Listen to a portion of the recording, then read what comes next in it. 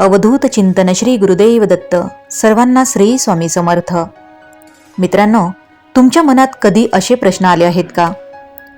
मी इतका चांगला असूनही माझ्यासोबत वाईट का घडतं? माझ्या आयुष्यात एवढे संघर्ष का आहेत? देव माझी प्रार्थना ऐकतो का? कर्म आणि नशीब यामध्ये नेमका फरक काय आहे? मृत्यूनंतर काय होतं?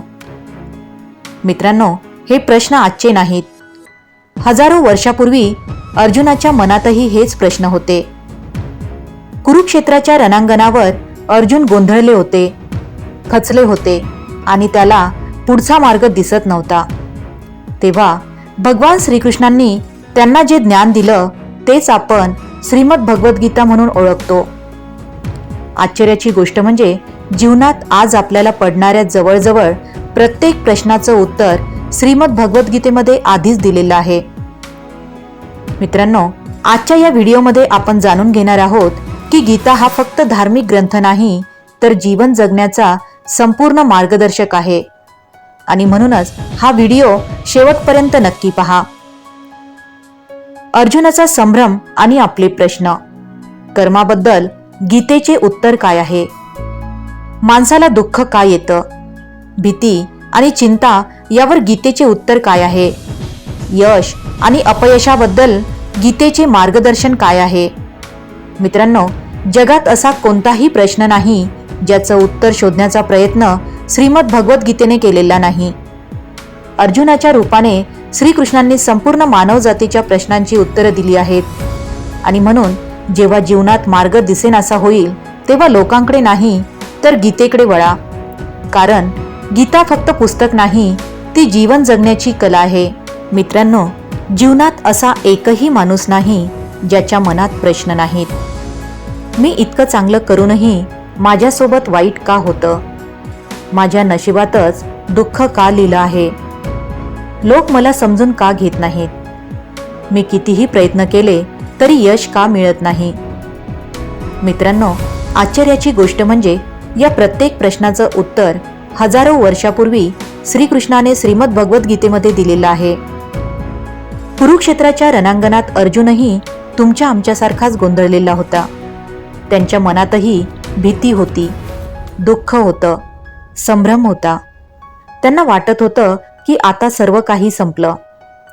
पण त्यावेळी भगवान श्रीकृष्ण म्हणाले, कर्मण्येवाधिकारस्ते मा फलेषु कदाचन. म्हणजेच तुझा अधिकार फक्त कर्मावर आहे, फळावर नाही. आज आपण सुद्धा याच ठिकाणी चुकतो. आपण कर्मापेक्षा परिणामाची जास्त चिंता करतो. आपण प्रयत्न करण्यापूर्वीच अपयशाची भीती बाळगतो. आपण देवाला विचारतो, हे माझ्यासोबतच का? पण गीता सांगते, जे काही घडतंय ते तुमच्या आत्म्याला अधिक शक्तिशाली बनवण्यासाठी घडतंय. तुम्हाला तोडण्यासाठी नाही, तुम्हाला घडवण्यासाठी. लक्षात ठेवा, सोनं जेव्हा आगीत टाकलं जातं तेव्हा ते नष्ट होत नाही, उलट अधिक चमकदार होतं. तसंच तुमच्या आयुष्यातील कठीण प्रसंग हे तुम्हाला संपवण्यासाठी आलेले नसतात, ते तुम्हाला तुमची खरी ताकद दाखवण्यासाठी आलेले असतात. गीता आपल्याला शिकवते की दुःख कायम राहत नाही, आनंदही कायम राहत नाही. परिस्थिती बदलत असते आणि म्हणूनच श्रीकृष्ण म्हणतात, सुख दुःखे समे कृत्वा. सुख आणि दुःख या दोन्हीकडे समान नजरेने पाहायला शिका. कारण आजचं दुःख उद्याच्या यशाची पायरी असू शकतं. आजचा संघर्ष उद्याच्या विजयाची तयारी असू शकतो. मित्रांनो, जेव्हा जेव्हा तुम्हाला वाटेल की जीवनात सर्व काही संपलं आहे, तेव्हा श्रीमद भगवद्गीता उघडा. जेव्हा तुम्हाला वाटेल की कुणीच तुमचं ऐकत नाही, तेव्हा गीता उघडा. जेव्हा मन तुटेल, विश्वास डळमळेल, आशा संपेल, तेव्हा गीता उघडा. कारण श्रीमद भगवद्गीता हा फक्त एक ग्रंथ नाही, तो जीवन जगण्याचा मार्ग आहे. तो अंधारातला प्रकाश आहे. तो निराश मनाला दिलासा देणारा मित्र आहे. आणि सर्वात महत्त्वाचं म्हणजे तुमच्या प्रत्येक प्रश्नाचं उत्तर त्यामध्ये आधीपासूनच लिहिलं आहे. फक्त शोधण्याची तयारी तुमच्यात असली पाहिजे. मित्रांनो, लक्षात ठेवा, जीवन प्रश्न विचारत राहील, पण गीता प्रत्येक वेळी उत्तर देत राहील. मित्रांनो, जेव्हा तुमच्या जीवनात अंधार वाढतो, जेव्हा संकट चारही बाजूंनी येतात, जेव्हा तुम्हाला वाटतं की आता काहीच मार्ग उरलेला नाही, तेव्हा समजा की परमेश्वर तुमच्यासाठी एखादा नवीन मार्ग तयार करत आहे.